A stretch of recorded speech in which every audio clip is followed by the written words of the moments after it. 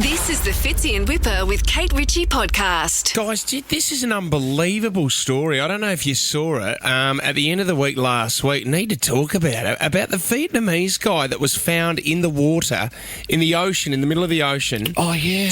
Two local fishermen who, they just went off for a bit of a fish and they found this guy out of nowhere. Have a listen to this story.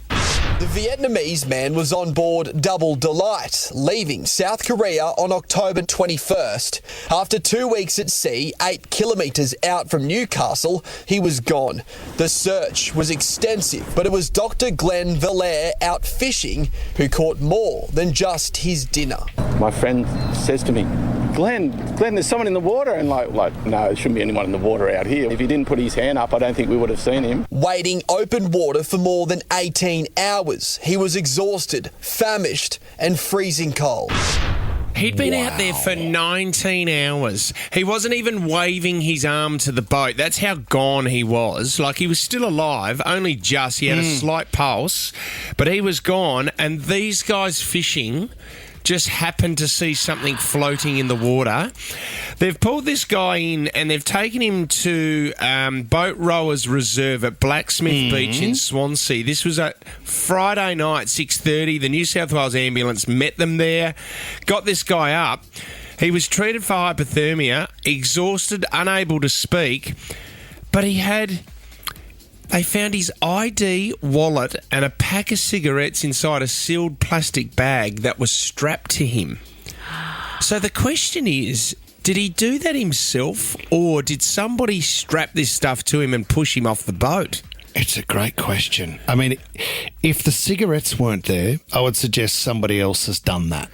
To ID him? Yes. Why would anybody include the cigarettes if not for him? Like, yes. He's going, all right, got my ID and stuff, I'll need that to get around. And I'll tell you what I bloody love, guys, that's a gasper. We don't want those getting wet. Yeah. I love a sports stick. So he was wearing a life jacket, but it was he was in there for 19 hours, freezing cold. I mean, the thought of sharks and that as well out in the middle of the ocean. Don't even. Yeah. Maybe he thought he could swim to shore. 8 Ks.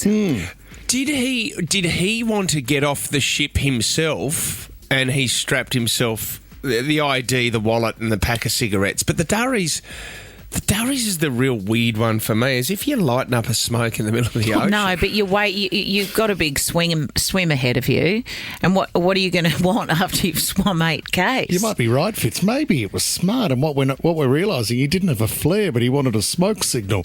So he just thought, if I can burn through a packet of Peter Stuyvesant, well, then someone should see it. He's Making a swim for it?